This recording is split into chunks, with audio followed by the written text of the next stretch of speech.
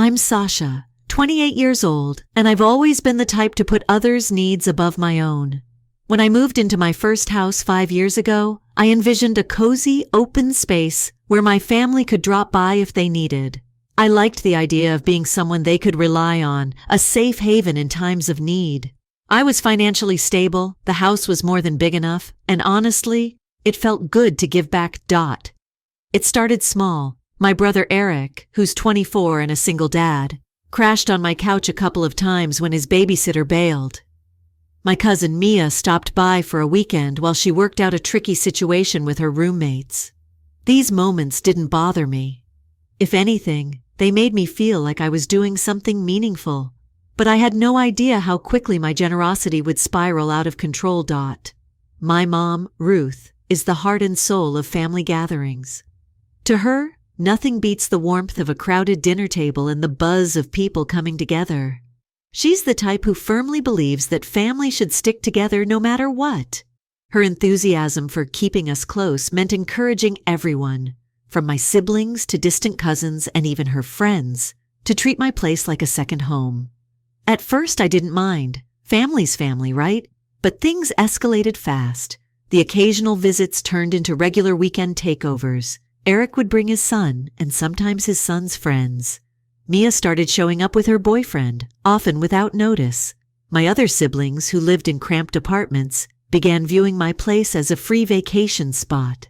Before long, my quiet sanctuary became a chaotic hub with people coming and going as they pleased. One Friday evening stands out vividly. I'd just gotten home after an exhausting week at my new job, one that required every ounce of my energy and focus. The second I walked in, I froze. My house wasn't mine anymore. Every corner was filled with family. Kids were sprawled on the couch watching TV, snacks were scattered across the coffee table, and toys were littered everywhere. Even my kitchen, usually a haven of order, was ransacked. The fridge I'd stocked for the week was empty, and my favorite coffee mug was chipped, sitting on the counter like a casualty of war. I wanted to scream. Instead, I plastered on a tired smile and tried to navigate through the chaos. But as the weekend wore on, it became clear that this wasn't just a one-off event. It was my new reality. By the time Sunday evening rolled around, I was sitting on my bed staring at the mess that used to be my sanctuary. My guest room looked like a bomb went off. Pillows on the floor, blankets crumpled in a corner, and someone had clearly helped themselves to my expensive shampoo. I was so drained I couldn't even bring myself to clean up. I just sat there fuming, wondering how this had become my life. It wasn't just the mess. It was the feeling of being invisible in my own home. My family had started treating my space and me like an all-you-can-eat buffet. No one asked if it was okay to stay. No one considered how much it cost me to host them. My utility bills had been creeping up for months. Groceries vanished almost as soon as I stocked them. And things kept breaking. A lamp here, a coffee mug there. Half the time, no one even admitted they were responsible. They'd mumble half-hearted apologies or just pretend not to notice. The worst part was trying to bring it up. I'd mention how hard it was to keep up with the costs or how tired I felt, and my mom, Ruth, would wave it off like it was no big deal. "Sasha, it's just family," she'd say with a smile, as though that was supposed to make it all okay. Eric would joke about how I had the fancy house now, so it was only fair I shared. And Mia, she'd just roll her eyes like I was being overly dramatic. I thought maybe they'd understand if I explained it better, so one weekend I asked Mom for a moment to talk. I tried to keep it calm and casual, saying how much I loved everyone but that things were starting to feel overwhelming. I even mentioned how my new job was stressing me out and I needed some peace and quiet at home to recharge. Mom just laughed. "You don't need space from us. We're family. You'd be lonely without us around." She said it like it was a joke, but I could tell she believed it. I swallowed my frustration and nodded, but deep down, I was already starting to resent her response. Then came the moment that broke me. One Friday, I got a text from Eric saying he was stopping by with a couple of friends for the weekend. Friends. Not even family. Friends. He didn't ask if it was okay. He didn't even give me a choice. He just let me know they were on their way, as if my house was some budget Airbnb. When they arrived, it was like a whirlwind. They dumped their bags, took over my living room, and acted like they owned the place. I tried to be polite, but inside I was seething. All weekend I barely slept. Every room was occupied, and I couldn't even find a quiet corner to escape to. By the time they left on Sunday, my house was trashed. The garbage was overflowing, the carpet was stained, and the kitchen looked like a tornado had hit it. As I stood in the middle of the mess, something inside me snapped. I didn't recognize my own home anymore. It was just a free-for-all to everyone else, but it wasn't their lives being disrupted. It wasn't their money being spent, or their peace being shattered. That night, I called my best friend Angie. She's always been my rock, and I knew she'd understand. As I poured out every frustration, every bottled-up complaint, she just listened. When I finally ran out of words, she said something that hit me like a ton of bricks. "Sasha, it's your house. You don't owe them this." Those words stayed with me long after the call ended. I realized she was right. I loved my family, but I couldn't keep living like this. I couldn't keep sacrificing my peace for their convenience. It was time for a change, a real change. I spent the rest of the night drafting a plan. My open door policy was officially over. From now on, there were going to be rules, and this time I was sticking to them. I spent the next couple of days figuring out how to approach this without completely alienating my family. Let's be real.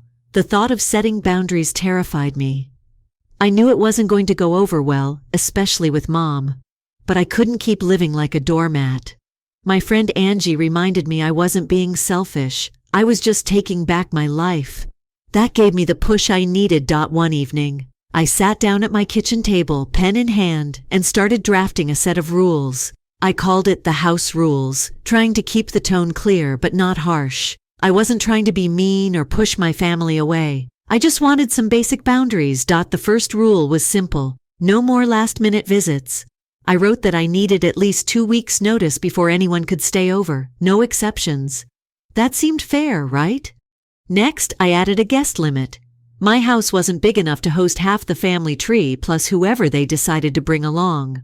From now on, only immediate family members were welcome, and even then, they'd need to ask before inviting extras. Then came the big one: financial contributions. If anyone stayed longer than 2 nights, they'd need to pitch in for groceries and utilities. It wasn't about money so much as fairness, sharing the load. I wasn't running a charity or a hotel. Once the rules were finalized, I sent them out in a family group chat with a short, polite message. I wrote something like, "Hey everyone, I've decided to set a few guidelines for visits. I want to make sure our time together is enjoyable and stress-free for everyone. Please take a look and let me know if you have any questions." Then I hit send and braced myself for the fallout. It didn't take long. Within minutes, my phone blew up with notifications. Mom was the first to call. Her voice was laced with disappointment, like I'd just told her I was moving to Antarctica. "Sasha," she started, "family comes first. I thought you loved having us over. Why are you doing this?" I tried to explain, calmly mind you, about the stress, the financial strain, and how my house no longer felt like my own. But she didn't hear any of it. She kept circling back to how family should stick together and how my rules were unreasonable. She made it sound like I was betraying some sacred bond. When I hung up, the texts started rolling in. Eric was annoyed, Mia was straight up mad, and a couple of cousins chimed in with sarcastic comments like, "Guess we need a reservation now, huh?" It was exhausting. The guilt trips were the hardest to handle. Mom kept texting me reminders about all the times family had been there for me, as if that meant I owed them unlimited access to my home. One message even ended with, "You'll regret pushing us away one day." That stung. A lot. But as much as it hurt, I stood my ground. Angie had drilled it into me. Boundaries aren't about hurting others. They're about protecting yourself. I clung to that advice like a lifeline. The first test of the new rules came just a few days later. Eric called out of the blue, saying he was in the area with his son and would swing by that afternoon. Old me would have sighed and said, "Sure, come on over," but not this time. I took a deep breath and said, "Sorry, Eric, but you'll need to plan ahead next time. Remember the 2-week notice rule?" He went silent for a moment, then exploded. "Seriously, Sasha? We're family. You're really gonna make me follow some dumb rules?" I'm not trying to be difficult, I replied, keeping my voice steady. I just need some space. I hope you understand. He didn't. He hung up on me, and I sat there staring at my phone, fighting back tears. It would have been so easy to cave, to let him come over just to keep the peace. But I didn't. For the first time, I chose myself over their convenience. Over the next few days, things got tense. Mom called again, this time using her hurt mom tone that always made me feel like a selfish teenager. She even threatened to stop visiting altogether if I didn't drop the rules. I told her I understood her feelings, but that the boundaries were staying. The silence on the other end of the line spoke volumes. After that, the family group chat turned into a battlefield. Sarcasm, guilt trips, and passive-aggressive comments flew left and right. It was hard not to let it get to me, but every time I felt weak, I remembered that weekend. The chipped mug, the mess, the chaos. I couldn't go back to that. I wouldn't. And slowly I started to realize something. Their reactions weren't about me being unreasonable. They were upset because they'd gotten used to taking advantage of my space. Setting boundaries forced them to confront their own entitlement, and that wasn't my fault. For the first time in years, I felt like I was reclaiming my home and my life.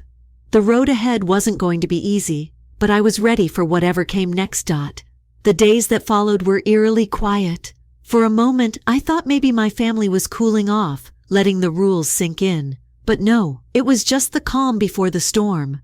The silence broke when I saw the first cryptic post on social media. It was from Mia, of course. Sad when people forget where they came from, she wrote, paired with an old photo of one of our family gatherings at my house. The comments poured in, relatives chiming in with, "So true," and "Family is everything." They didn't mention me by name, but it was obvious who they were talking about. Then Eric posted something similar. Some people change when they get a little success. Real family doesn't. His post got even more attention. Seeing the likes and supportive comments from relatives who had no idea what was really happening stung more than I expected. It wasn't just the posts, though. My inbox filled up with messages from distant cousins and aunts, all asking some version of, "What's going on? Why are you being so harsh on your family?" I tried ignoring it at first, but the guilt started creeping back in. Maybe I'd gone too far. Maybe I could have handled things differently. I turned to Angie again, and as usual, she didn't sugarcoat it. "Sasha, they're trying to control the narrative. Don't let them. You're doing what's right for you." Her words snapped me out of it. She was right. This wasn't about me being selfish. It was about them not respecting my boundaries. Still, comma. The passive-aggressive comments didn't stop, and then one night, things got worse. I heard a knock on my door, loud and insistent. When I looked through the peephole, I saw Eric standing there with his son. No text, no call, just him and his overnight bags, looking like he fully expected to be let in. I opened the door just enough to talk. "Eric," I started, keeping my voice steady, "you know I can't let you in without notice. That's one of the rules." He looked at me like I'd just slapped him. "Are you serious right now? Sasha, it's freezing out here and I've got my kid with me." I wanted to cave. I really did. But I stood firm. "I'm sorry, but I can't. I'm happy to help you find a hotel nearby, though." His face twisted in anger. "Unbelievable. You're really going to turn us away? Some sister you are."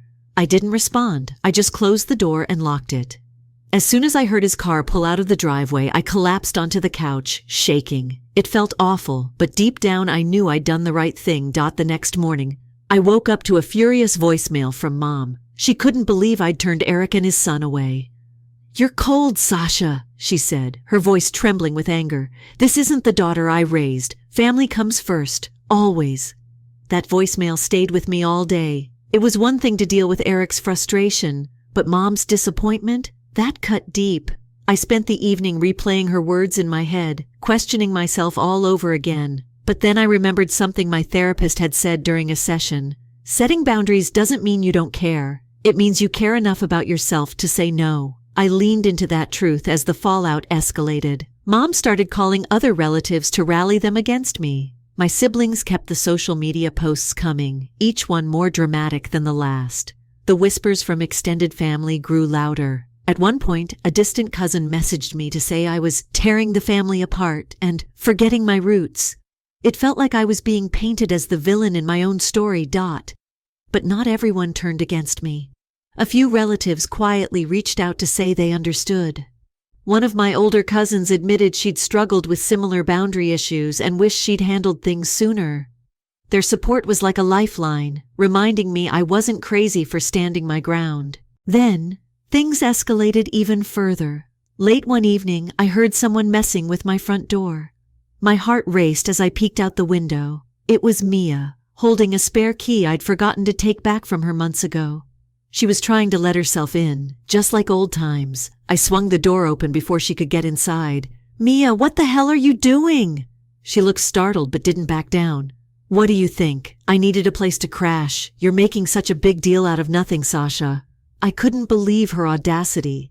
"You can't just show up unannounced and let yourself in. This isn't your house." She rolled her eyes.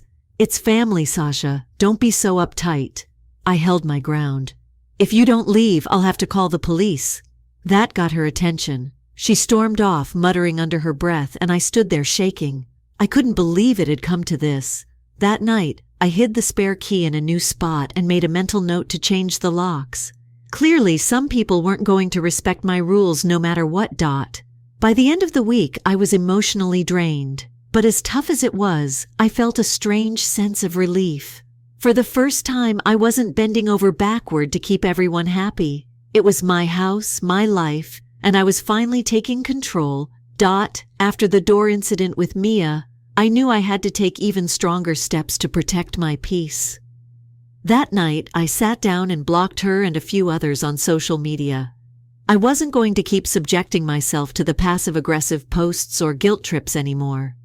If they needed to reach me for something important, they'd have to call or text directly.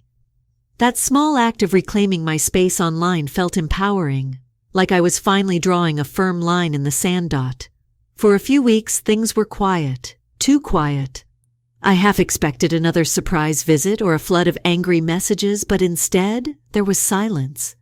At first it felt eerie, like the calm before another storm, but then I realized I wasn't holding my breath anymore. My house stayed clean, my fridge stayed stocked. I could come home after work and actually relax without wondering who might be in my living room. I also started to notice little wins in my personal life. Without the constant family drama weighing me down, I had more energy at work. I tackled projects with a fresh focus and even got recognized by my boss for stepping up. That recognition came with a promotion, and for the first time in months, I allowed myself to celebrate. Just for me. Still, not everyone was ready to let go. One day, a handwritten letter arrived in the mail. I recognized Mom's cursive right away. The letter was long, full of memories from my childhood, family vacations, birthday parties, and all the sacrifices she'd made to keep us close. She reminded me how much family had always meant to her, and begged me to reconsider the rules. "Sasha," she wrote, "family is all we have. Do you really want to live without us?" I won't lie, that letter hit me hard. I spent the rest of the day with it sitting on the kitchen table, staring at it like it might hold the answer to everything. A part of me wanted to pick up the phone, apologize, and let everything go back to the way it was. But deep down, I knew that wasn't an option. I shared the letter with my therapist during my next session, and she helped me see the subtle manipulation woven into Mom's words. It wasn't just about love, it was about control. For the first time, I wrote back instead of calling. I thanked her for the letter and acknowledged everything she'd done for me over the years, but I also reiterated my boundaries and explained why they were important. "I love you, Mom," I wrote, "but I need my home to be my sanctuary. That doesn't mean I don't care. It means I'm taking care of myself." Mom's response? Silence. Days turned into weeks without a word from her. At first it felt like a punch to the gut, but as time went on, I realized her silence was her choice, not my responsibility. Things took an unexpected turn when Eric reached out again, but this time, it wasn't another guilt trip.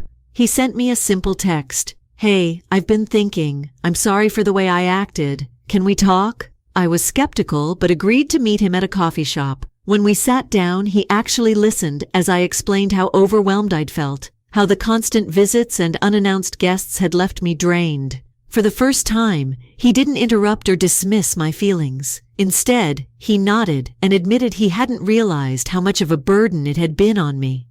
His apology felt real, and I could tell he genuinely wanted to make things right.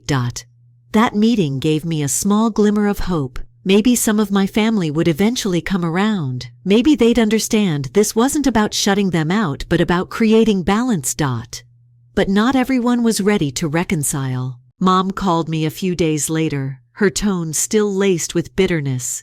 She accused me of tearing the family apart and doubled down on her ultimatum. "If you don't drop these ridiculous rules," she said, "then I'll stop coming over altogether." This time, I didn't flinch. I calmly told her, "I'm sorry you feel that way, Mom, but these rules aren't changing. I hope one day you can understand why I made this decision." The silence on the other end of the line was deafening. Finally, she muttered, "I guess this is just who you are now," and hung up. Her words stung, but I didn't let them sink too deep. I knew this wasn't about me being a bad daughter. It was about her struggling to let go of the control she'd always had. Over the next few weeks, something shifted. Certain family members, the ones who'd been the most vocal in their criticism, started pulling back. Some stopped reaching out altogether. At first it felt like a loss, like a piece of my identity was being chipped away. But as the days passed, that distance started to feel more like freedom. Without the constant stress, I could finally focus on myself, my work, my friends, and the peace I'd worked so hard to reclaim. One weekend, I decided to host a small gathering for a few family members who had respected my boundaries. It was a quiet, laid-back evening with no drama or tension, just laughter and good conversation. For the first time in a long time, I felt like I could breathe around my family without feeling like I owed them something. Reflecting on everything that had happened, I realized I hadn't lost my family. I just found a new way to navigate those relationships. I could still love them while keeping my peace intact. I wasn't shutting them out. I was setting the terms for how they could be part of my life. And that, I realized, was the most important lesson of all. Boundaries didn't mean I didn't care. They meant I cared enough about myself to protect what mattered most. My home was mine again, and so was my happiness. Story 2. I'm 28 years old, and I recently got engaged to my 30-year-old partner of 7 years, Liam. During a surprise beach trip, he proposed, and it was everything I could have ever imagined. A sunset, the sound of the waves, and Liam popping the question while wearing the most exquisite ring I had ever seen. I was ecstatic since it was flawless. But if you knew my family, you would realize that nothing in my life is ever simple. Emma, my 26-year-old younger sister, has always been the life of the party. Despite everything, my parents have always lavished her with attention since she is the family's golden child. They had justifications if she made a mistake. Are you ready? If I was successful, they managed to minimize me in contrast to her. This relationship has existed for as long as I can remember, and Emma thrives on it. My mother was overjoyed when I called to tell her I was engaged, for around 2 seconds, that is. "Does Emma know yet?" she inquired. It was strange that my dad interrupted to warn me not to make Emma feel excluded because this was my engagement and not a communal activity. I chose to ignore it in order to enjoy the engagement, even though it was a warning sign. My dad proposed taking the family to a beachside resort for a holiday. They said it would be an opportunity for everyone to unwind and bond. I persuaded Liam that it would be all right despite his reluctance. What's the worst that could happen? I reasoned. As usual, Emma was late, but she walked in as if she were the honored guest. She appeared irritated the whole time. I initially assumed it was the heat, but throughout dinner her melancholy became clear. She made disparaging remarks about my ring size, contrasting it with the one she received from her fiancé Jason. She laughed and said that Liam had truly gone minimalist. Jason was uneasy, but no one spoke out. Emma was her best self. Without being overtly combative, she would always manage to destroy the occasion. We made the decision to take some family pictures by the water the next day. I grudgingly consented to my mom's request for a photo of Emma and I holding hands. Emma took hold of my hand and pretended to be impressed by the ring. "Are you certain this won't come off?" she quipped. "It's so light it might just float away." I tried to grin, but Liam was tensing up beside me. Then it took place. Before I could respond, Emma threw my ring into the waves because she was holding my hand a bit too tightly. It happened so fast I hardly had time to grasp it. She was holding my hand 1 second, and then she was gasping and sobbing, "Oh no, it slipped!" She didn't even make an effort to conceal her grin. Everybody froze. The first person to speak was my mother, who chastised me for my overly emotional reaction. According to my dad, it was an accident.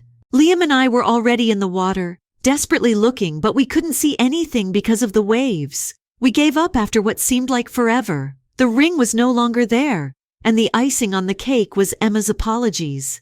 "I'm so sorry," she responded in a sarcastic tone. "I had no intention of that happening. The next time you might want to wear something more fitted." My parents advised me to let it go because rings can be replaced rather than holding her responsible. Liam was furious and wanted us to go right now. Even though I was angry, I wasn't prepared to let myself win. I was sick of being the one to back down, and leaving would mean she got away with it. That night, while everyone else was acting as if nothing had occurred, I drew myself up to face her. "I overreacted," she said, rolling her eyes. "You're so sensitive all the time," she added. "Your inability to take a joke is not my problem."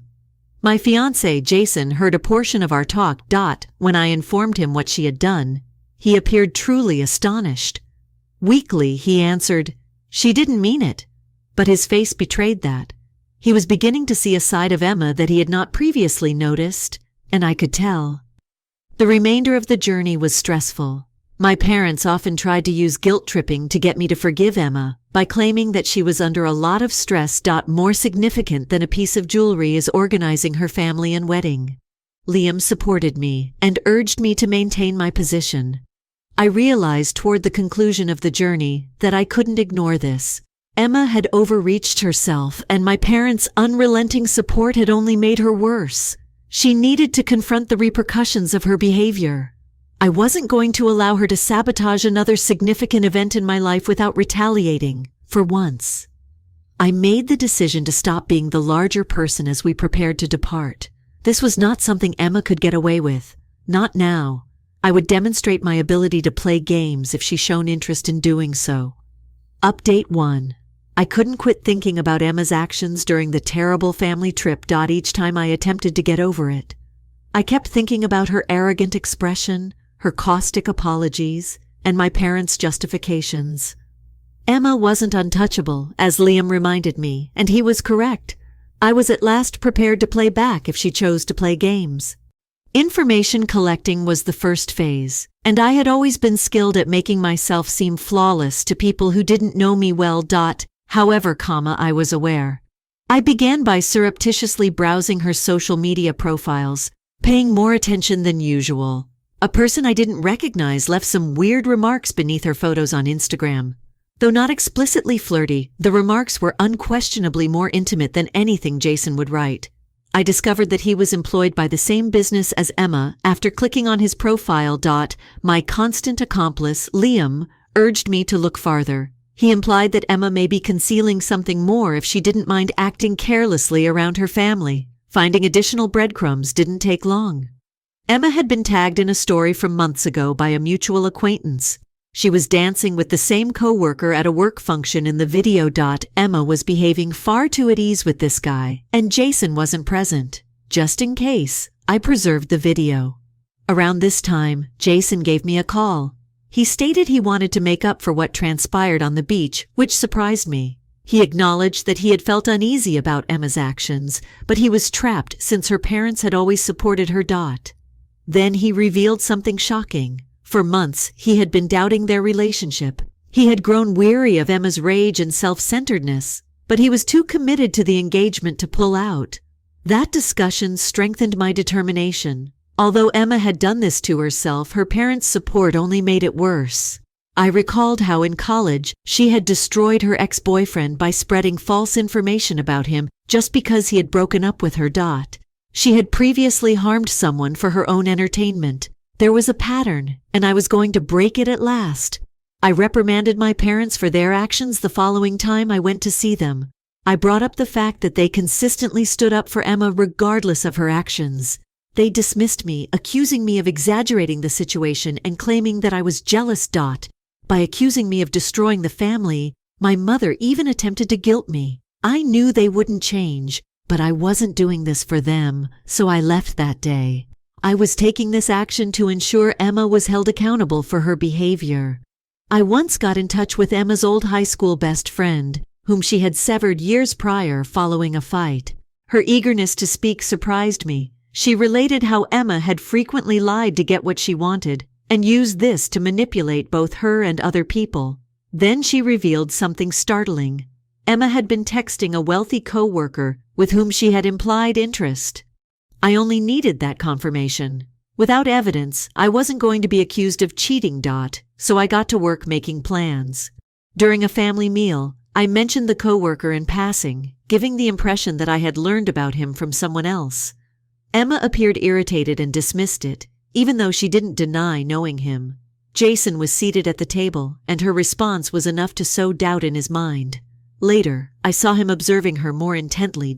Emma, meanwhile, continued to act arrogant and ignored me. She once smirked and cornered me, declaring that she would always be the favorite.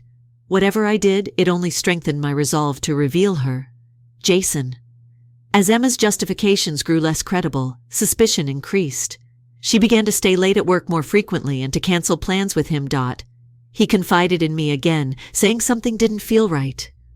That same night, I finally got the evidence I needed.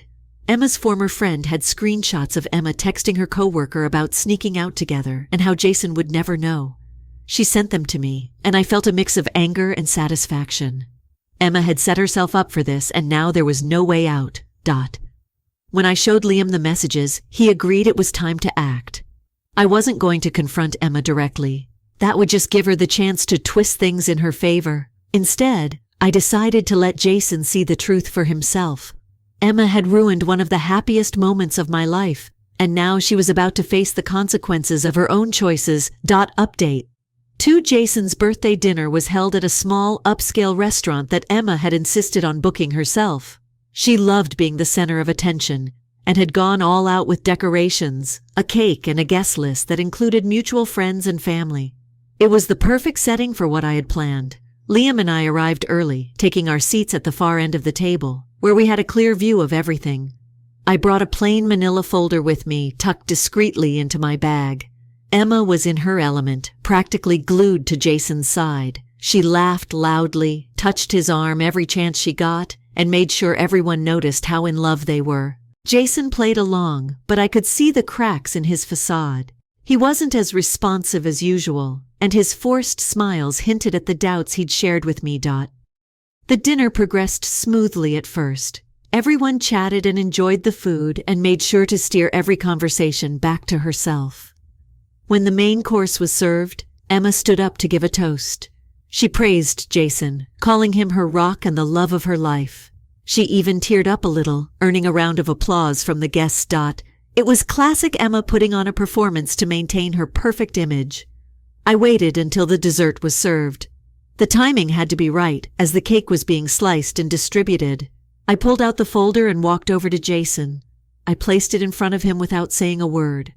Emma noticed immediately and froze, her eyes darting between me and the folder. Jason opened it, flipping through the screenshots of her messages with the coworker. His face turned pale as he realized what he was looking at. The table fell silent. Jason pushed back his chair and stood up, holding the folder in his hand. He looked directly at Emma and asked her if it was true.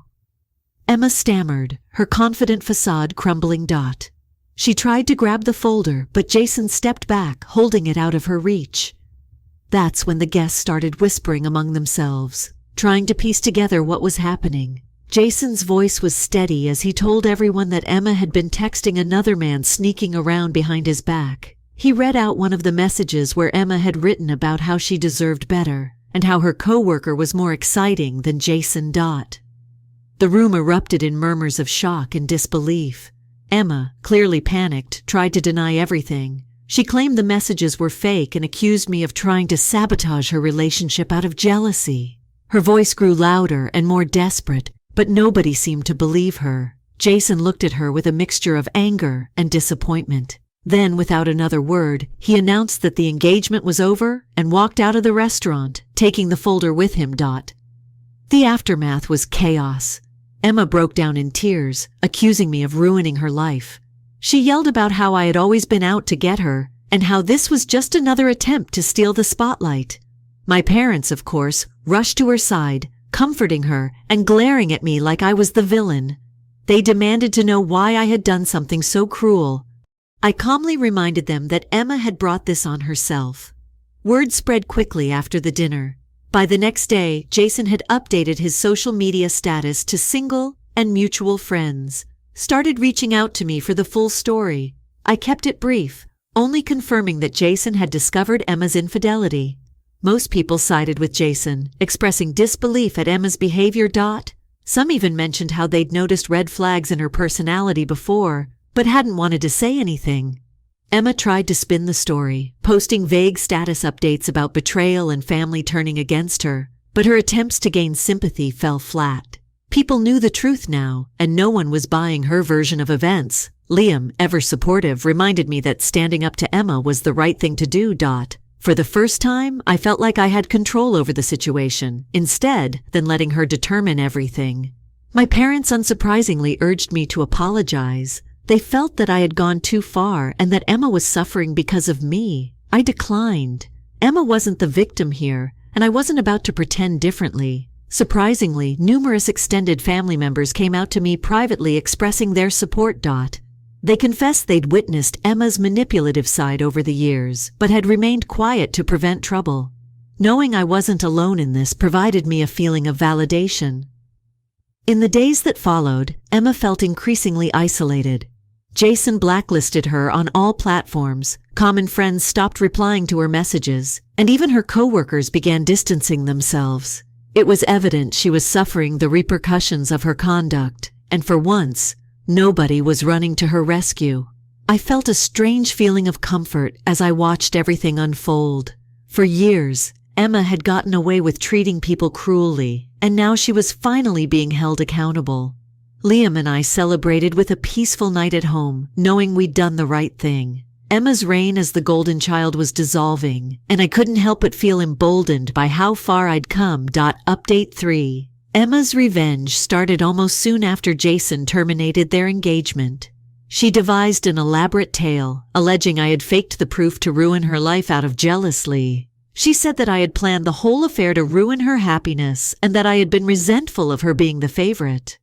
Although it wasn't shocking, it was frustrating to see her back down rather than accept responsibility. At first, several members of my extended family, particularly those who had always been close to my parents, believed her version of events. When they phoned, they wanted to know why I was so intent on creating drama. Others, on the other hand, expressed their support, stating that they had always thought Emma wasn't as flawless as she claimed to be. When Jason made a public statement and thanked me on social media for exposing the truth, the gap widened even further. He verified that the screenshots were authentic and wrote about how poisonous the relationship had been. Emma's story took a serious hit after this, and those who had been unsure of themselves began to distance themselves from her. Additionally, common friends started to follow her on social media. Unfazed, Emma increased her efforts. She sent ambiguous, dramatic updates about family members betraying her and stabbing her in the back. Carefully chosen selfies were included with the captions to evoke sympathy, and some individuals wrote encouraging remarks. Most of them called her out. "Maybe you should apologize instead of playing the victim," someone even said. Before Emma removed it, that one remained up for a few minutes. In the meantime, rumors circulated that her employer wasn't as understanding of her romance with her coworker. The screenshots Jason had sent to a close buddy served as fuel. Emma's reputation at work suffered greatly as a result of the gossip that spread like wildfire. Through a mutual acquaintance, I learned that she had been removed from a significant project, and there were rumors that she was causing trouble at work. Naturally, my parents supported Emma. They accused me of destroying the family on many calls. When guilt-tripping failed, they said that Emma had endured enough suffering and accused me of being spiteful and harsh. Then they turned to threats. Insinuating that I would regret alienating my family, my dad threatened to cut me off financially. When I reminded them that I was self-sufficient and didn't require their help, it backfired terribly. It was so quiet on the other end of the telephone. Emma felt increasingly frantic as her loneliness increased. She was blocked by Jason. Even her co-workers were keeping her at a distance, and mutual friends were pulling away. She arrived at my flat shortly after. She banged on the door until I opened it, and then she barged in, shouting charges. She claimed that I had destroyed her life over a little grievance and wanted an apology. Liam was in the kitchen and jumped right in. He instructed Emma to go, softly but forcefully. He locked the door behind her and forcefully took her out when she refused. Before she eventually departed, there was a prolonged sound of her yelling in the corridor. Following that altercation, I began to consider the extent of my family's dysfunction. Misconduct was nothing new. It was only the most recent instance of a long-standing pattern. Over the years, I became aware of how much I had absorbed my parents' preference for Emma, regardless of her actions. Although it was difficult to accept, it strengthened my resolve to not back down. Neither of my parents was prepared to let it go. They threatened to exclude them from future family gatherings unless they made amends with Emma. I declined. I informed them that Emma's behavior was unacceptable and that I would not provide an apology for revealing the facts. They were free to decide whether or not to include me. However, I refused to be coerced into acting as though nothing was wrong. As always, Liam was my pillar of support during this entire ordeal. He cheered me up by reminding me that I didn't need their approval to be happy. In order to replace the engagement diamond Emma had tossed into the sea, he began organizing a symbolic gesture. He assured me it would be unique, but he wouldn't give me the specifics. His assistance was crucial, and I felt as though I was finally escaping the poisonous dynamics of my family for the first time in years. I was shocked and taken aback when my aunt was contacted by an ally, the sister of my father. I had never understood why she had always been so aloof from the family. She informed me that she had grown up with similar partiality and had kept her distance in order to save her emotional well-being. For me, her affirmation marked a sea change. It served as a reminder that I wasn't alone and that it was right to defend my rights. Meanwhile, Emma was going downhill. The repercussions of her actions were catching up with her, and her attempts to reclaim control over the story were failing. She was being held responsible for once, and it was obvious that she was ill-prepared for the situation. Even though everything had been crazy, I couldn't help but feel relieved. I wasn't only confronting Emma. It felt long overdue, and I was defending myself. A week following the argument with Emma, I got a lengthy mail from her. It began with an apology, or at least what was meant to appear to be one. She admitted that she could have erred, but she soon changed her mind and blamed her behavior on work-related stress, wedding preparations, and the ongoing pressure to live up to family expectations. In order for us to proceed as sisters, she concluded the message by expressing her wish that I would find it in my heart to forgive her. The message was rife with self-pity and excuses. Not a single statement accepted full responsibility for her actions. Liam read it silently, and then shook his head when I gave it to him. Similar responses were given by my close friends, who noted that the communication seemed less like a sincere attempt to make atonement, and more like damage control. Emma was obviously attempting to make amends for her personal gain, rather than out of genuine remorse for what she had done. My parents were involved, as was to be anticipated. They urged me to accept Emma's apologies over the phone. They presented it as an essential step in mending the family and bringing about harmony. I reminded them that Liam, who had been equally impacted by Emma's behavior as I had been, had not even received an apology from her. My mother dismissed it, stating that Liam would comprehend as family comes first. I made the decision to reply to Emma's explicit limits. I informed her that I would only entertain a reconciliation if she personally apologized to Liam and to me for her conduct.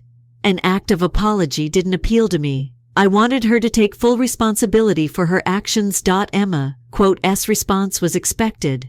She accused me of wanting to embarrass her and called me irrational. She said I was resentful and forcing her to do things she didn't want to do.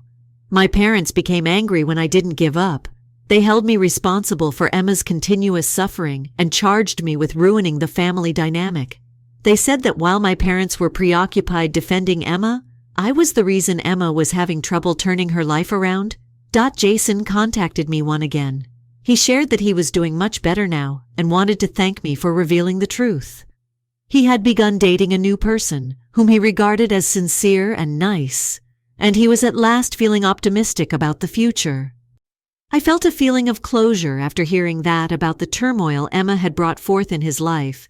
Emma, quote, attempts to portray herself as the victim failed, and the public's opinion of her kept changing, with ambiguous jabs at family, betrayal, and phony friends. Her social media posts grew more erratic and bitter. After remaining neutral at first, mutual friends started to distance themselves from her, and some even got in touch with me privately to offer their support. I began going to therapy at this point. I wanted to address the damage that Emma's manipulative behavior and years of familial favoritism had done to my self-esteem. Therapy opened my eyes. It gave me the skills to establish more constructive boundaries going forward and helped me realize how deeply embedded the family dynamics were. Liam treated me to a private dinner at his house one evening as a surprise. He smiled as he produced a small box and gave it to me. A brand new engagement ring was inside, simple but beautiful. He informed me that it was about starting over for us rather than replacing the one we lost. It was a modest but heartfelt gesture that made me realize how fortunate I was to have him in my life. Emma's life, meanwhile, was falling apart even more. After starting as a whisper at work, her affair with her co-worker turned into a full-fledged scandal. The co-worker was married, according to a mutual contact, and when his wife learned about it, she reported Emma and her husband to the Human Resources Department of their organization. Emma's reputation at work suffered greatly, and she was subject to disciplinary action. Even members of the extended family started to jump in. After discreetly encouraging me, my aunt addressed my parents for their complicity. She advised them to keep Emma accountable and to quit making excuses for her. Her words were repeated by other family members, who urged my parents to admit that their partiality had played a role in the circumstance. My parents continued to be defensive in the face of increasing pressure. Although they began to doubt their strategy, they were reluctant to acknowledge their part in encouraging Emma's harmful conduct. Although it was annoying, I no longer had to resist it. Emma, however, persisted in undermining herself. She strained relationships with relatives who attempted to support her, snapping at them when they didn't agree with her. Her loneliness grew, and it became evident that she was finding it difficult to live in a society where her actions had actual repercussions. I discovered clarity in the midst of it all. I came to see that I could be happy without my family's approval. My bond with Liam, together with the encouragement of my friends and selected relatives, was sufficient. I concentrated on creating a life that put my health first and moved on from the poisonous relationships of the past. An important turning point had been Emma's apology, or lack thereof. It demonstrated my progress, not because it made things better. I felt free for the first time in years. Update 5. I made the decision to stand aside from the pandemonium once Emma's life started to fall apart. Even though my parents were still trying to get back together, I came to the conclusion that continuing to communicate with them constantly just served to further ensnare me in their poisonous relationship. I started restricting our interactions to the rare phone call or family get-together after telling them I needed space. Although it wasn't simple, it was essential for my mental health. Meanwhile, Emma reached what can only be called the bottom of the world. After his own life collapsed as a result of the workplace incident, her co-worker, with whom she had an affair, broke their relationship. Shortly after, Emma lost her work, and instead of accepting responsibility, she had to return to live with my parents since she had no reliable source of income. She placed the blame on me, her supervisor, her co-worker, and Jason. Emma said that I was the cause of all of her issues. My parents contacted me again shortly after Emma returned home, but this time they seemed more reserved. They acknowledged that they may have erred in their handling of the matter and stated that they wished to make amends. The apology lacked sincerity and seemed more like an effort to patch up the family than a sincere regret for their actions. Although I remained vigilant, I thanked them for contacting me. It would take more than one talk to reverse years of partiality and enabling. Therapy was still a game changer. There was one particularly noteworthy session. My therapist assisted me in overcoming the years-long shame I had felt about not being the ideal daughter. I came to see that I was never accountable for my parents' or Emma's expectations. It was freeing to let go of that guilt, and I felt like I could finally move on without worrying about whether or not they would approve of me. Still struggling, Emma tried desperately to get back in touch with Jason. Through a common friend, I learned that she tried to speak with him at his place of employment. Jason declined to participate, having firmly moved on. Later, he messaged me to inform me of the situation and to thank me once again for revealing the truth. He said it prevented him from suffering for the rest of his life. He ended that chapter permanently shortly after by blocking Emma on all networks. As the turmoil gradually subsided, Liam and I concentrated on organizing our wedding. We chose to have a small, private wedding attended only by our closest friends and loving relatives. It wasn't an easy decision, but it was the correct one, and my parents weren't invited. Without the stress and negativity that clouded so many of my life's significant events, I wanted our wedding day to be a celebration of love and optimism. The support from friends and extended family grew stronger as the wedding day drew near. My aunt, who had been silently supporting me, took the lead in organizing the event and ensuring that I felt cared for. It stood in sharp contrast to the quiet I had known as a child, when Emma dominated the world. I felt genuinely validated by others around me for the first time. Emma, as was to be expected, was not pleased with being excluded. She learned about a pre-wedding family get-together and unexpectedly attended. She barged in and demanded to talk to me, but the family weren't amenable. They criticized her behavior one by one, enumerating all the ways she had harmed not just me, but also other family members throughout the years. The message was plain, yet Emma walked out in rage. Her normal strategies were no longer effective. My parents subsequently told me they regretted their handling of the situation, clearly frightened by the altercation. Though they did not completely acknowledge the depth of their enabling, they acknowledged that they ought to have held Emma accountable sooner. Although it was a little improvement, I knew better than to anticipate a whole makeover. The actual wedding day exceeded my expectations in every way, surrounded by those that truly cared for us. I exchanged vows with Liam in a lovely, stress-free wedding. Emma's and my parents' absence didn't cloud the day. I felt a sense of relief. In a long time, for the first time, I had the impression that I was beginning a fresh chapter according to my own terms. Emma's deterioration persisted. When things didn't go her way, she would snap, alienating the few individuals who were still on her side.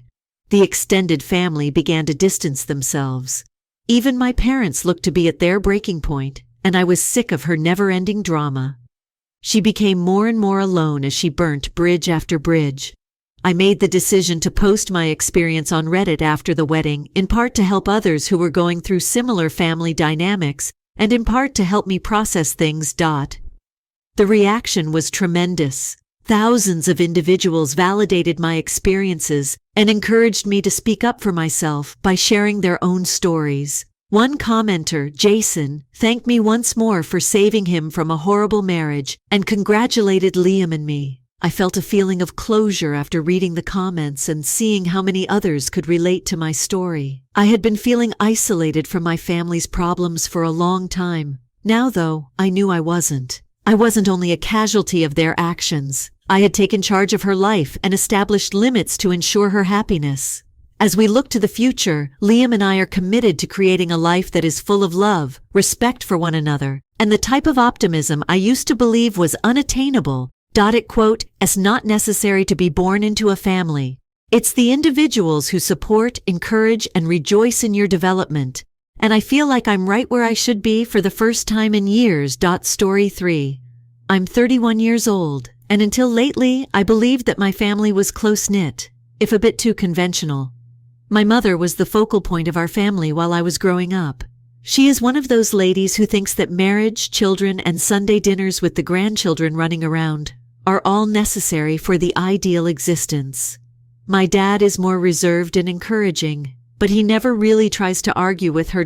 Out of the three, I am the oldest. Adam, my 29-year-old brother, is laid back and prefers to avoid conflict. Additionally, my 27-year-old sister Hannah has always been the mediator. Our family get-togethers often follow the same pattern: catch up, overindulge in food, and put up with my mom's direct inquiries about when I would calm down. I ignored it for many years. I've been concentrating on developing a fulfilling life for myself, traveling, and my profession. I hadn't explicitly said it until a few months ago, but marriage and children were never in the plan. It began with a laid-back family meal. "Time is running out for me," my mom stated in her typical manner. She inquired as to whether I had met anyone noteworthy during my recent return from a vacation to Europe. I informed her that I wasn't now seeking a relationship. She began her regular tirade about how I would come to regret it. But this time, I made the decision to quit skirting the issue. I made it clear to her that I would never have children. The quiet was overwhelming. My mother set down her fork and looked at me as if I had just told her that I was going to Mars. Then the tirade ensued. "I'll regret it when I'm older and lonely," she remarked, calling it selfish. As if he hadn't heard anything, my dad continued to chop his meal with his head down. Hannah and Adam exchanged glances but remained silent, perhaps expecting it would go away. I made an effort to justify my feelings of independence, financial security, and the fact that I've never felt the need to become a mother. My mother, however, wouldn't have it. She began using expressions like family duty and carrying on the legacy. She said that at one point, as the oldest, it was my duty. I then understood that this was more than just a disagreement with her. The act was a complete betrayal. After that dinner, the weeks were tense. My mother didn't have to, but she didn't bring it up again. She said things like, "You're just saying that because you're too focused on work," and "You'll change your mind when you meet the right person." She let out a loud sigh. "It's a shame you won't have anyone to share it with," I would say whenever I mentioned a trip or something exciting related to my career. Thanksgiving turned out to be round 2, even though I had hoped it would be an opportunity to start over. My mother mentioned at dinner how much she hoped to have grandchildren in the future. "But I guess I can't count on everyone to make that happen," she said, turning to face me. The room fell silent. I asked her to stop talking about it and let her know that I didn't like the remark. She then charged me with destroying the family's heritage. I firmly told her that I wasn't going to apologize because it was my life and my decision.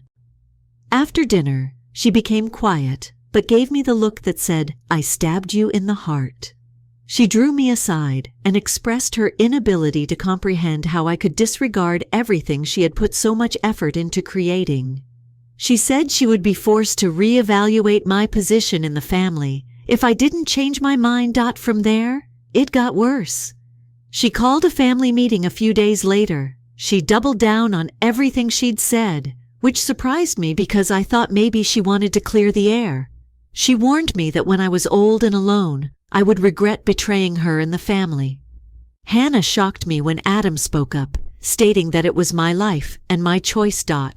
She said she didn't want to be the only one to continue the family name and that she understood my mom's point. Next came the rumors. Aunts and cousins began calling me to ask why I was abandoning the family. It was easy to determine that my mother had been speaking. The final straw was when she posted a vague status on Facebook about being betrayed by her own blood. She didn't name me, but everyone in the family knew exactly who she was talking about. By then I was done. I told her that if she couldn't respect my boundaries, I'd have to start limiting contact. She responded with a dramatic, "If you cut me out of your life, don't expect me to keep you in mine." I could feel the lines being drawn, and it was clear this wasn't going to blow over. She wasn't going to let this go, and I wasn't going to back down. What started as a personal decision had turned into a family war, and I knew things were about to escalate even further. Update 1: after my mom's Facebook post, I knew things would escalate, but I wasn't prepared for how far she'd go. A few days later, she called and insisted on meeting me for coffee. She sounded calm, almost too calm, so I agreed, hoping she might be ready to have a real conversation. When I arrived, she was already seated, arms crossed. She started by saying she'd given me enough time to reconsider my childish decision, and that she couldn't accept having a daughter who turned her back on family values. Then she said something that hit like a punch. If I wasn't willing to change my mind, I wasn't part of the family anymore. She said I'd made my choice, and she had no other option but to protect the family from selfishness. I was stunned. I asked if she was really willing to cut me out of her life over this, and she didn't hesitate. She said she couldn't support someone who was destroying everything she built. That was it for me. I stood up and walked out, leaving her sitting there. I didn't look back, but my hands were shaking as I left. After that, I stopped going to family events. I couldn't face the constant judgment and tension. Adam texted me later that week saying he thought Mom was being unreasonable and he'd support me no matter what. But Hannah's response was different. She called and said she understood why Mom was upset. She didn't outright tell me to apologize, but she made it clear she thought I was being stubborn. Then I found out through Adam that my mom had taken another step to cement her, disowning me. She'd removed me from the family trust and inheritance. Adam overheard her talking about it with my dad one evening, saying that ungrateful children don't deserve family blessings. My dad, as usual, stayed quiet, though Adam said he looked upset. That hurt. But it wasn't about the money. It was the final confirmation that she was done with me unless I gave in. I decided to go. No contact after that. I blocked her number and needed her on social media, which felt like a small relief. But the peace didn't last long. A few days later, I started hearing from cousins and aunts asking what had happened. Apparently, my mom had been telling everyone that I'd abandoned the family and that she was heartbroken. One cousin even told me she'd said I was selfish beyond repair and would regret this for the rest of my life. I buried myself in work to avoid thinking about it too much. But it was hard. My productivity took a hit, and I found myself replaying the last few weeks in my head constantly.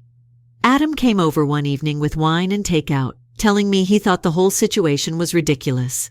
He said Mom was being manipulative and that I had every right to live my life the way I wanted. Having him in my corner made things a little easier. Still, the weight of it all was too much. So I started therapy. My therapist was great. She helped me untangle the guilt and showed me that I wasn't wrong for setting boundaries. She also pointed out how much of my mom's behavior was about control, not love. That hit me hard, but it also gave me clarity. As painful as everything was, there was a strange sense of freedom in it too. I no longer felt like I had to justify my choices to her. For the first time, I was living my life without constantly worrying about her approval. The drama didn't end there, though. My aunt called me one evening saying she thought I should fix things with my mom before it was too late. She told me her mom had been crying at family dinners, saying she lost her eldest child. I calmly told her I wasn't the one who ended the relationship. If Mom wanted to make amends, it was up to her to apologize and respect my decisions. My aunt didn't like that answer, but I wasn't going to budge. Things had a new low when my mom staged a dramatic family dinner, complete with tears and speeches about how she was mourning the loss of her daughter. She even set an empty chair at the table as some kind of symbolic gesture. Adam told me about it afterward, saying it was one of the most uncomfortable meals he'd ever been to. He confronted her, telling her that her behavior was what was driving the family apart, not me. She brushed him off, saying he didn't understand a mother's pain or realizing how far she was willing to go. Made something click for me. I wasn't going to give in to emotional manipulation anymore. My mom wanted control, but I wasn't going to let her have it. I decided then and there that I'd stick to my boundaries, no matter how much drama she created. Update 2: after walking out of that disastrous coffee meeting with my mom, I hoped the silence that followed would last. It was a long stretch of nothing, no calls, no messages, and no family ambushes. I concentrated on my career and treatment, thinking the worst was behind me. Months passed, and for a brief moment it felt like the storm had finally passed. But then, out of nowhere, my mom reached out.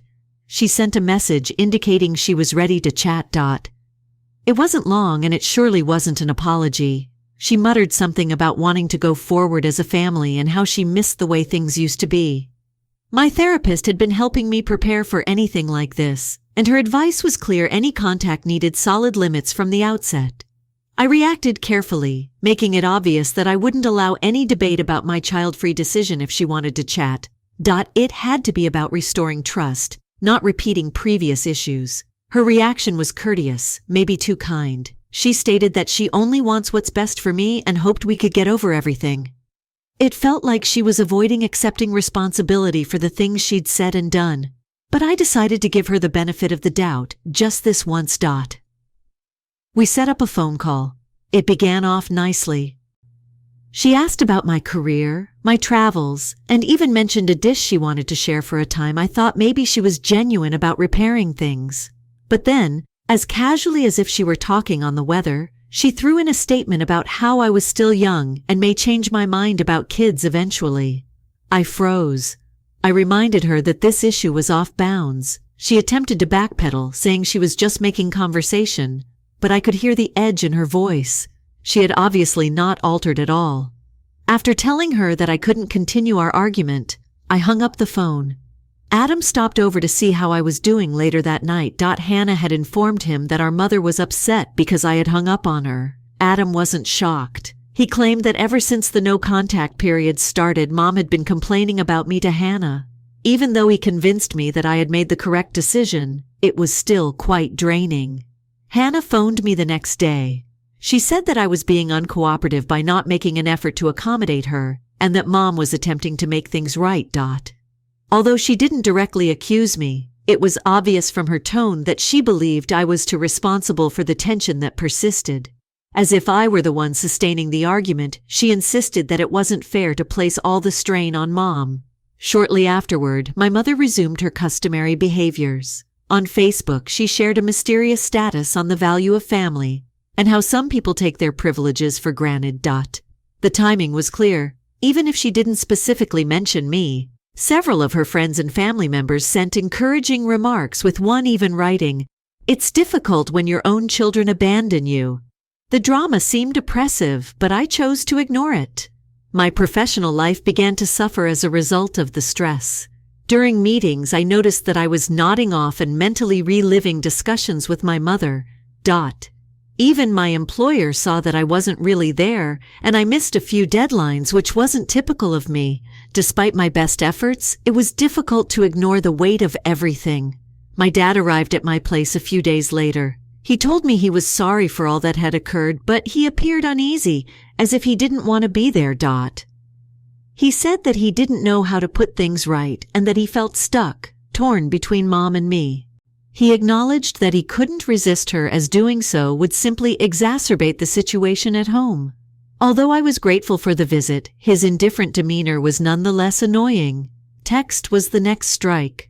I received a note from my mother stating that I would be permanently removed from her will unless I changed my mind. I wasn't even shocked at this point. I replied briefly that I simply wanted peace and didn't care about the money.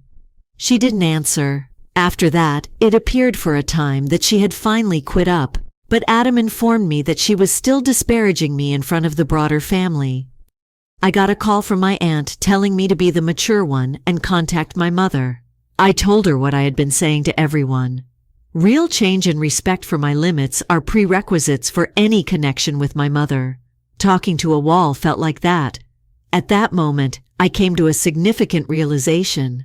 Unless she wanted to, my mom was not going to change, and it would not change no matter how hard I tried. She didn't really listen since she was too preoccupied with looks and control. I immediately made the decision to cease interacting. More dramatic texts or postings on social media would not be answered by me. She would need to demonstrate her desire to make things better by her deeds, rather than her words. The third update. Shortly after I made the decision to cut off communication with my mother, I had an unexpected knock on my door. My aunt and uncle, who reside around 45 minutes away, were there. I was shocked to see them without warning, because I hadn't seen them since before the no-contact period began.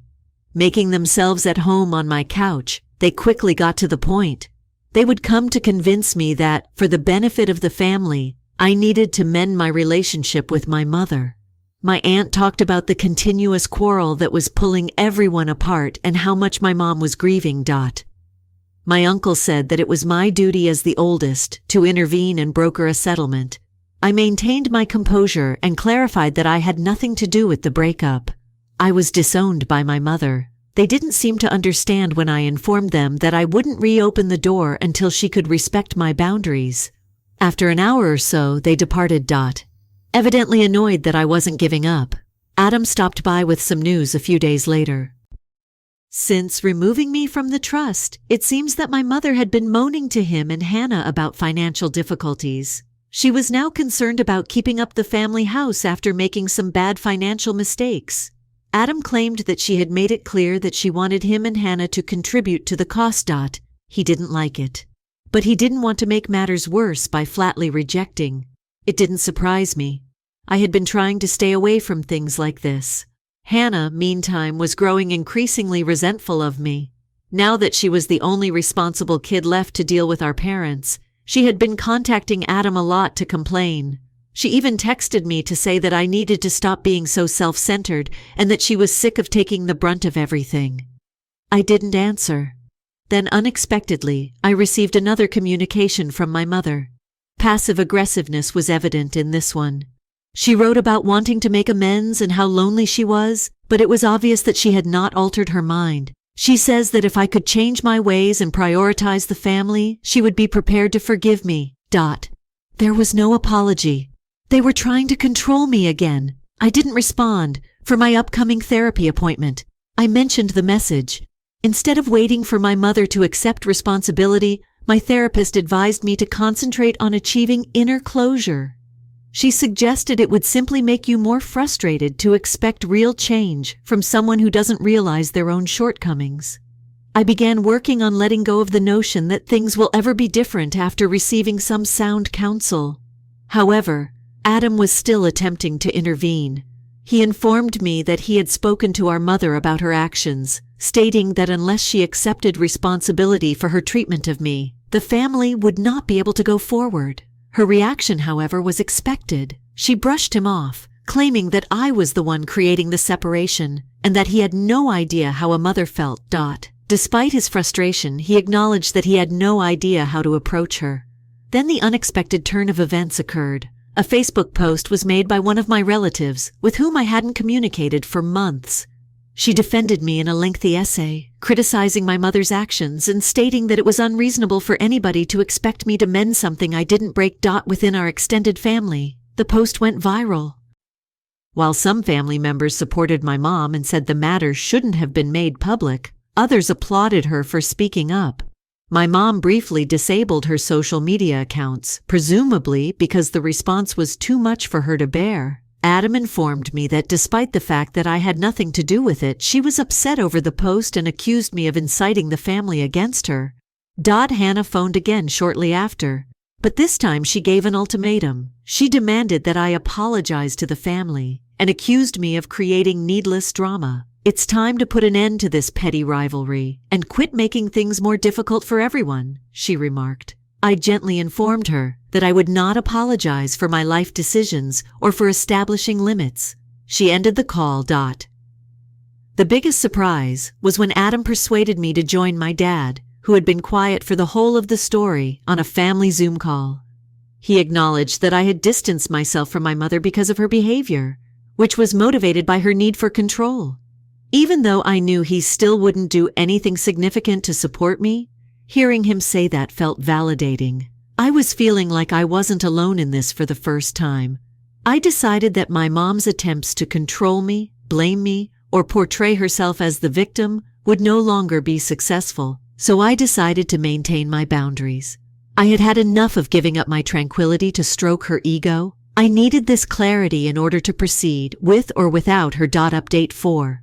I was partly anticipating updates when Adam stopped by one evening. Our mother's financial difficulties had deteriorated. She had apparently been venting to him and Hannah about how difficult it was to keep up the family home. Her direct request for financial assistance caught me off guard. She hadn't approached me. She would cut me off completely, of course. However, she was quick to blame Adam and Hannah for their obligation to the family. Hannah was taking it personally, but Adam wasn't overjoyed. She had been phoning me all the time and leaving messages about how I was ignoring my obligations. Most of them I ignored. However, I finally responded when she began accusing me of burdening her. I made it clear to her that I would not be getting involved. She had to lie in the bed that her mother had prepared. Hannah wasn't happy about that. She arrived at my door a few days later, enraged. She claimed that I was being self-centered by letting her and Adam handle everything while I just watched. Reiterating what I told her in the messages, I remained composed. Mom made her own decisions, and I wasn't going to cross my boundaries to make up for the mess I didn't cause. Hannah slammed the door behind her and bounded off. Shortly after my father's call, I was shocked to see his name on my phone because he seldom ever contacted me on his own. He began by saying he was sorry he hadn't stepped in sooner when I picked him up. He acknowledged feeling stuck. He didn't want to cause trouble at home because Mom had complete financial control. He hoped I wouldn't hold his conduct against him and claimed he understood why I distanced myself. Not much changed, but it was the most open discussion we've had in years. He was still unwilling to confront her. The ambush followed. Hannah persuaded me to attend a family get-together, claiming that everyone needed a respite from the stress and that it would only be a casual supper. I ought to have been more aware. I could sense the tension in the room as soon as I stepped in. At the head of the table, Mom was obviously prepared for a confrontation. The topic of conversation quickly shifted. Mom began to explain about how the family had disintegrated and that if I only returned, everything would be great. It was obvious that she wanted me to apologize for everything, even though she presented it as a request for forgiveness. I remained composed and repeated to her what I had been repeating for months. If she couldn't accept my limits, I wouldn't re-engage and I wouldn't apologize for my life decisions. Hannah lost her temper at that point. She said that I had just created drama and accused me of being cold and self-centered, since choosing to exclude everyone. She slammed the door behind her as she ran out of the room. Adam intervened, spoke up for the first time. He informed Mom that she needed to stop blaming me for everything, and that the true problem was her fixation with control. It was not well received by Mom. After declaring that I had destroyed Christmas, she got up and walked out of the room, tears running down her cheeks. The fallout was as chaotic. Members of my extended family began to voice their opinions, some supporting Mom and some supporting me. Later, Adam informed me that several family members had been phoning him to ask why I couldn't simply apologize and put things right. Others contacted me to give their support and treatment, including the cousin who stood up for me on Facebook. I dissected every event that had occurred. According to my therapist, my mother's actions stemmed from her fear of becoming irrelevant and losing power. Although it didn't justify her behavior, it did help me comprehend why she was so resistant to change. I was more resolved than ever to uphold my limits after coming to that knowledge. Hannah, on the other hand, was not talking to me. She remained silent whenever I tried to check in with her. Despite her refusal to acknowledge it, Adam claimed she was feeling overburdened. She was upset with me for standing aside since she had assumed the role of the responsible child. Mom began to exhibit signs of despair. She accused me of being selfish and callous in a lengthy message. I didn't bother to respond because it was the same old narrative. I chose to concentrate on those who were helping me instead. Adam returned and mentioned that he was thinking about separating from his mother as well. After serving as her sounding board for several months, he was fed up with the ongoing manipulation. For me, that talk marked a sea change. I became aware for the first time that I was no longer lamenting my connection with my mother. A sense of calm took the place of the grief and guilt that had plagued me for so long. It was sufficient for me to know that I had done everything in my power to uphold my boundaries while being receptive to reconciliation. I was resolved to keep my peace going ahead, no matter what happened. Update 5. Adam phoned me with unexpected news shortly after the Christmas drama. Mom had been in the hospital for a short time because of health problems brought on by stress. Although it wasn't life-threatening, the family was sufficiently shaken by it. She had talked about how much everything was weighing on her, even though Adam had visited her and commented that she was pale and exhausted. Hannah phoned shortly after and insisted that I go see my mother. This was a wake-up call, she said, and I had to put the past behind me for the benefit of the family. I listened, but I didn't back down. I wasn't going to let remorse push me over my limits. I wasn't accountable for Mom's decisions, but stress may have had an impact on her health. Hannah became even more irate when I informed her that I would not be visiting the hospital. Meanwhile, Adam was at the end of his rope. He had listened to his mother accuse her of being unfaithful when she began pressing him to help mend our relationship for hours at the hospital. At last he lost it. He informed her that her need for control was the reason I had left, and he threatened to end our relationship permanently if she didn't examine herself and get help. It was not well received by Mom. Adam claimed that while she sobbed and accused him of betraying her, he refused to back down. He was more certain than ever as he left the hospital that things couldn't go on the way they were. Hannah, however, stepped up her efforts. She said that Adam and I had deserted the family. She said that if we had been more understanding, Mom wouldn't be in the state, and that we were making things more difficult for everyone. Although Adam and I didn't quarrel with her, it was obvious that the gap in the family was only growing. As usual, our father remained impartial. He told Adam that he wished things were different and that he hoped we could find a solution when he saw his mother in the hospital. It was disappointing, but not surprising, that he still refused to adopt a firm stand. Mom was released a week later. At that point, she made direct contact with me. This time she spoke in a softer, even contrite tone. She stated that she wanted to try to mend our relationship and was open to the idea of going to therapy. I briefly believed that she could be sincere about changing, but I couldn't let my guard down after everything that had transpired. With caution, I responded that while I appreciated her attempt, I needed to see consistent behavior before re-engaging. Adam supported my choice to hold off. He had been growing increasingly distant, not returning her calls until she was prepared to discuss something other than family turmoil. We both took a step back as Hannah continued to attempt to keep things together. She was bearing the entire burden of her mother's expectations. She refused to acknowledge that she was beginning to sound overwhelmed, according to Adam.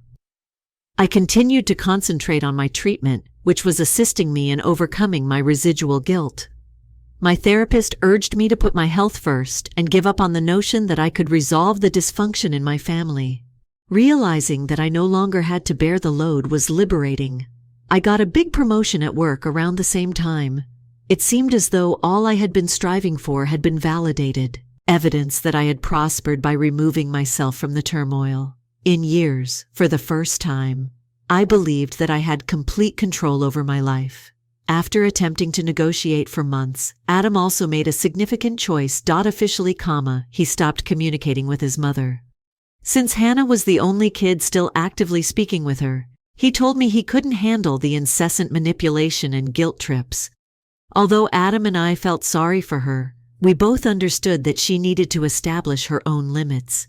It was obvious what Mom would do next. She begged for a family reunion in a lengthy and heartfelt plea. She expressed her need for us to all be together once more, and how much she missed the way things were. I didn't respond.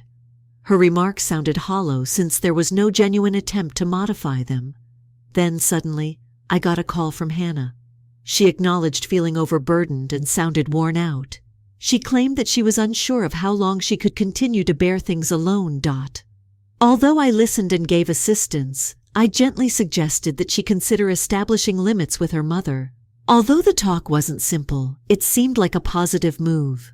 At last, I made the decision to write my mother a letter. An olive branch was not offered. It let me express how I felt and lay out the ground rules for any future partnerships. I gave an explanation for my decisions and underlined that respect and improved communication would be the cornerstones of any reconciliation. It felt amazing to share everything, even if I wasn't sure whether she would actually hear me. I'm now concentrating on going forward. I've selected family and friends that accept me for who I am, and they are encouraging. For the first time, I feel liberated from the poisonous dynamic that hampered me for so long, and the burden of the past is finally fading. Although that's not the conclusion I had hoped for, I needed it.